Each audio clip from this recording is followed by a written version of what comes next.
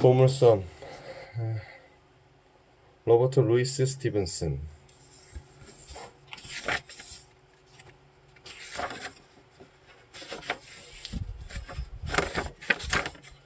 난 가진 값진 보물을 얻었어. 난 짐 호킨스야.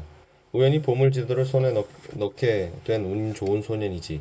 하지만 보물을 찾아 떠난 모험이 마냥 신났던 것만은 아니야. 배에 해적들이 탔을 줄 상상이나 했겠어? 내가 해적들의 음모를 미리 알아채지 못했더라면 살아 돌아오지 못했겠지. 그래서 보물을 찾겠냐고? 글쎄, 내가 겪은 모험 자체가 가장 값진 보물이 아닐까? 그래서 말이야, 또 모험을 떠나려고 해. 나와 같이 가지 않을래? 짐과 함께 모험을 떠난 사람들. 트렐로니. 보물섬을 찾아 떠날 배와 선원, 필요한 물품을 혼자 준비할 만큼 부자야. 우리 마을이 지주지. 호탕하고 대범한데 떠벌리는 걸 좋아하는 게 좀 흠이야. 리브씨.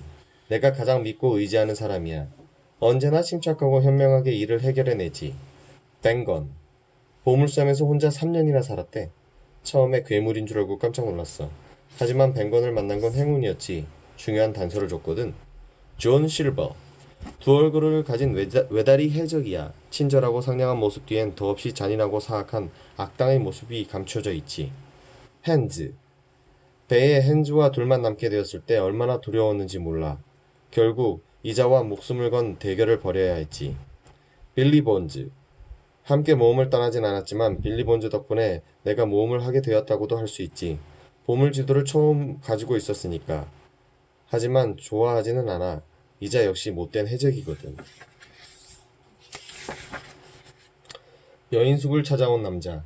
내가 이 글을 쓰는 건 마을의 지주 트렐로니와 의사 리브시의 권유 때문이다. 우리가 보물섬에서 겪은 일을 글로 써보라고 한 것이다. 물론 보물섬의 위치는 빼고 말이다. 왜냐하면 보물섬에는 아직 가져오지 못한 보물들이 많이 남아있으니까. 모험은 한 남자가 우리 여인숙을 찾아온 날부터 시작되었다. 그 남자는 키가 크고 몸집이 단단한 늙은 뱃사람이었다. 구릿빛 얼굴에 있는 선명한 칼자국과 손에 가득한 흉터들은 남자의 인생이 순탄치 않았음을 말해주었다. 럼주를 가져와. 럼주는 사탕수수를 빚어서 만든 술의 한 종류래. 여인숙에 들어서자마자 남자는 쉰 목소리로 주문을 했다.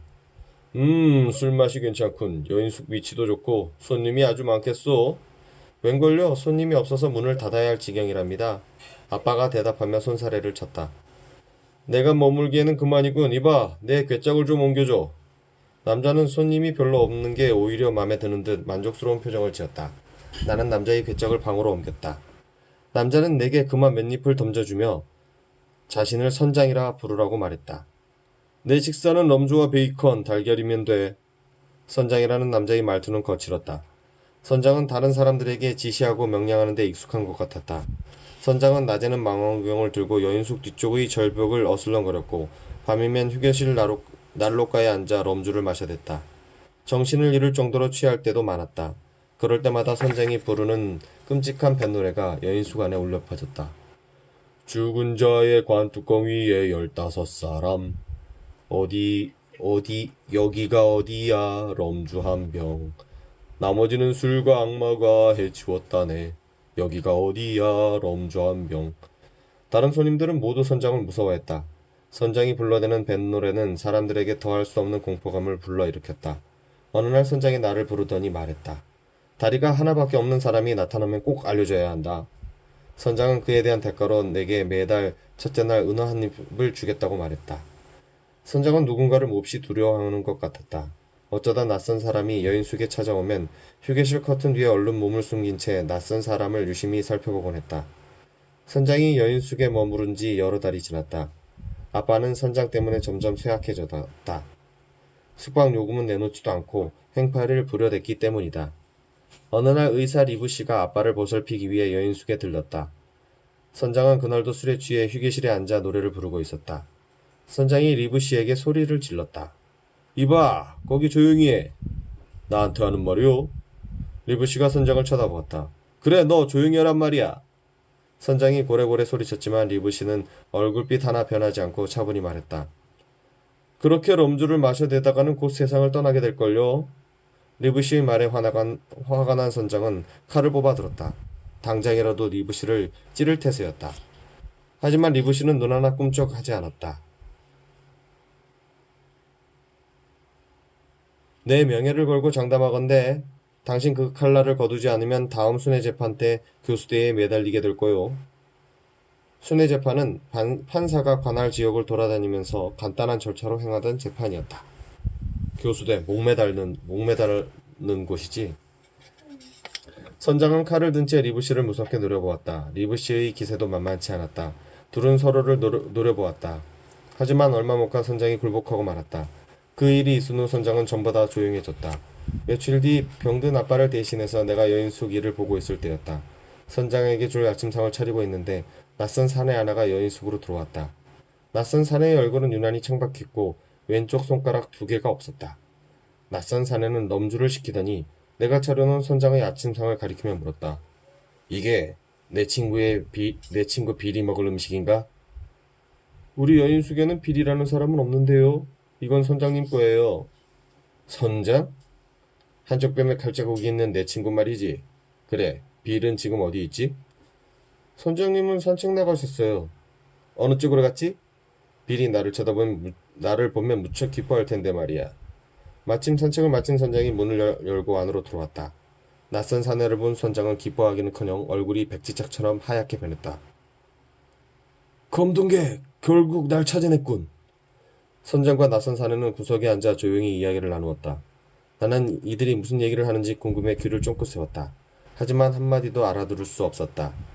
욕지거리만 가끔 들릴 뿐이었다. 그때였다. 아! 갑자기 비명이 들렸다. 그리고 낯선 사내가 시뻘건 피로 물든 어깨를 감싸 쥐고 일어나 문 쪽으로 걸어갔다. 선장이 낯선 사내의 등을 향해 칼을 던졌다. 하지만 빗나가고 말았다. 낯선 사내는 바깥으로 뛰쳐나갔다. 빨리 이곳을 떠나야 해. 럼주를 가져와. 선장은 소리를 질러대다가 바닥에 힘없이 고꾸라졌다. 나는 순식간에 일어난 일들 때문에 정신이 하나도 없었다. 바닥에 쓰러진 선장은 꼼짝도 하지 않았다.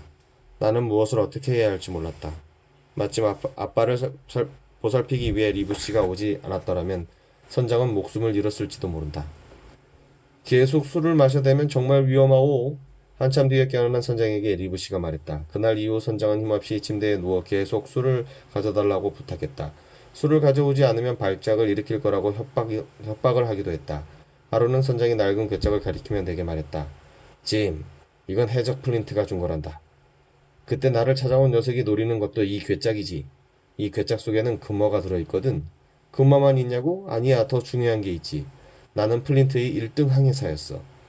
그것을 아는 사람은 나뿐이지. 절대로 뺏기지 않아. 나는 선장이 무슨 말을 하는지 도통 이해할 수 없었다. 시간이 지날수록 선장은 점점 불안해했고 알아듣지 못할 말들로 횡설수설 늘어놓았다. 얼마 뒤 선장이 두려워하던 일이 일어났다. 갑자기 세상을 떠난 아빠의 장례식을 치른 바로 다음 날이었다. 나는 슬픔에 잠겨 여인숙 문간에 기대어 있는데 장님 하나가 내게 다가왔다. 손으로 눈가리기를 한 남자의 얼굴을 보는 순간 나는 등줄기가 오싹해졌다. 그토록 무섭게 생긴 사람은 한 번도 본 적이 없었기 때문이다. 날 선장에게 안내해, 어서. 장님은 우악스럽게 내 손을 움켜쥐며 윽박질렀다. 공포에 질린 나는 장님을 선장에게로 데려갔다. 오랜만이군, 빌. 선장은 장님을 보자 너무 놀라 숨도 쉬지 못했다. 장님은 선장의 손에 쪽지 한 장을 건네주었다. 그리고는 소름 끼치는 미소를 남기고는 앞이 보이는 사람보다 더 빠르게 여인숙을 빠져나갔다. 10시. 선장은 장님이 건네준 쪽지를 보며 힘겹게 말했다. 아직은 시간이 있어. 이 정도면 시간이. 놈들이 들이닥치기 전에 빨리. 비틀거리며 걸음을 옮기던 선장은 고통스러운 소리를 내며 고꾸라지고 말았다. 술주정뱅이라 맨날 술 마시고 있다가 이제 고꾸라진 거지 또. 나는 놀라서 급히 엄마를 불렀다. 하지만 선장은 이미 세상을 떠난 뒤였다. 나는 뭔가 위험한 일이 들이닥칠지도 모른다는 불안감에 휩싸였다. 나는 엄마에게 선장을 찾아왔던 사람의 이야기와 선장에게 들은 괴짝 이야기를 들려주었다. 선장을 찾아왔던 장님이 당장이라도 여인숙으로 쳐들어올 것만 같았다. 엄마, 얼른 피해야 해요. 가만히 있어봐라. 밀린 숙박비는 받아야 할 것 아니냐? 엄마는 선장의 괴짝을 열고는 밀린 숙박비만큼의 금화를 세워 자루에 담기 시작했다. 그때였다. 싸늘한 밤 고개를 가르며 장님의 지팡이가 길바닥을 치는 소리가 들려왔다. 따닥, 따닥.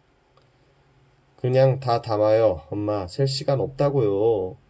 나는 돈 대신 옆에 있는 종이꾸러미를 집어들었다. 왠지 중요한 물건 같았기 때문이다. 그리고 엄마와 난 선장의 시체와 텅 빈 궤적을 남겨준 채 여인숙을 간신히 빠져나왔다. 짐, 이 돈을 가지고 튀어라. 나는 더 뛰지는 못할 것 같다. 엄마는 쓰러질 듯 허걱대며 돈자루를 내게 건넸다. 나는 있는 힘을 다해 여인숙 뒤편에 있는 작은 다리로 엄마를 끌고 갔다. 안전한 곳은 아니었지만 그곳에서 몸을 숨기고 있기로 했다. 곧 해적들의 요란한 발소리와 함께 여인숙 문이 와지끈 부서지는 소리가 들렸다. 빨리 찾아! 빨리 찾으란 말이다! 장님이 해적들을 재촉했다. 장님의 목소리는 매우 크고 날카로웠다. 으악! 빌이 죽었습니다! 한 해적의 빌의 시체를 발견했는지 비명을 지르며 외쳤다. 빌의 몸을 뒤져봐, 이 한심한 놈들아. 빨리 개척을 가지고 내게 오란 말이야. 장님은 선장의 죽음에는 아무 관심이 없는 듯 했다.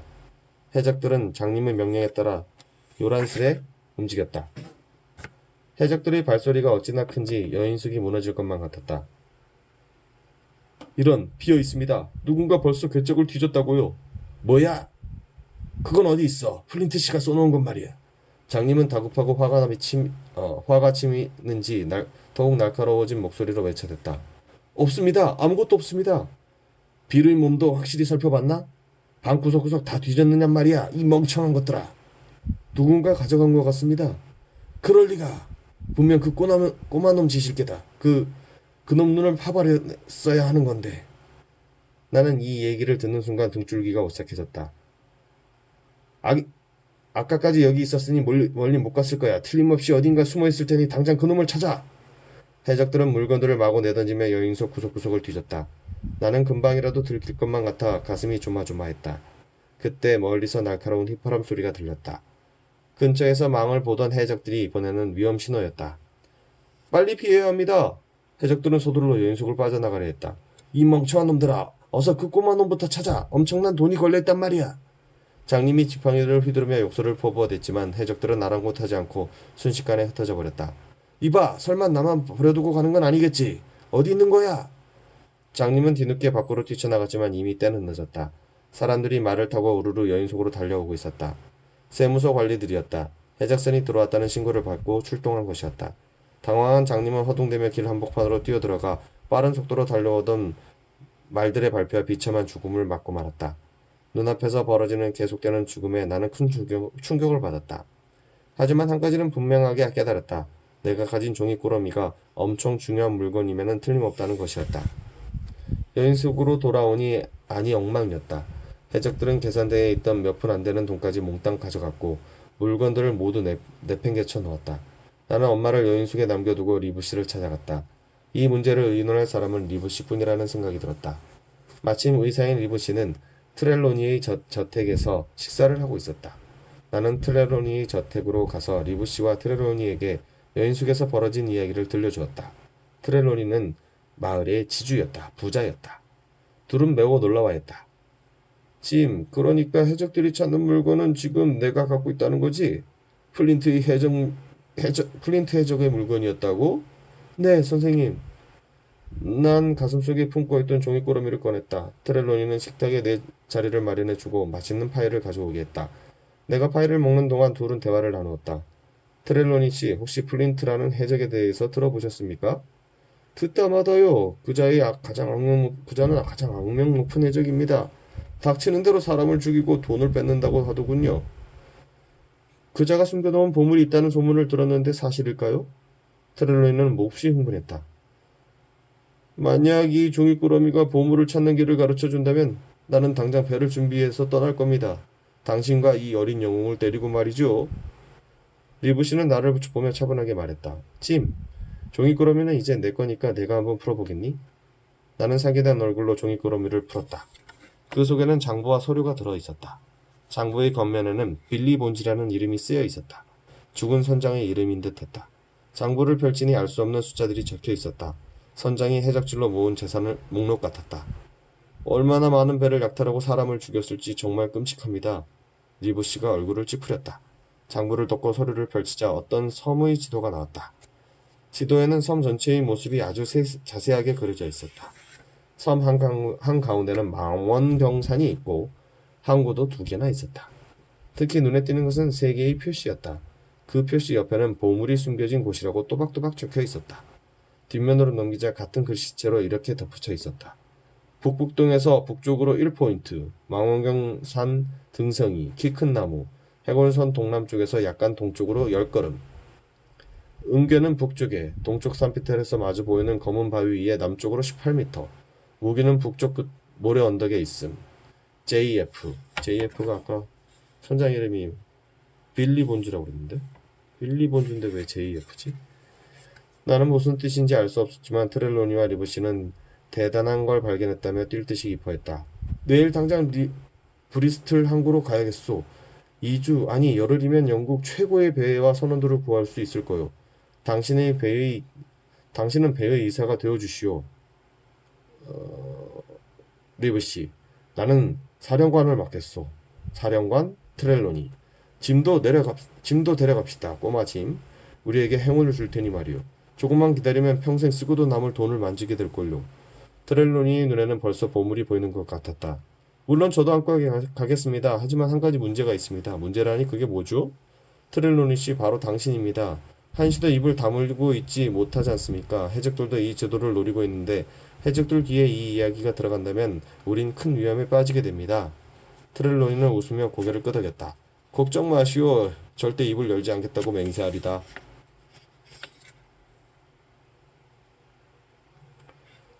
이 편은 다음에 2편 가자 보물섬으로.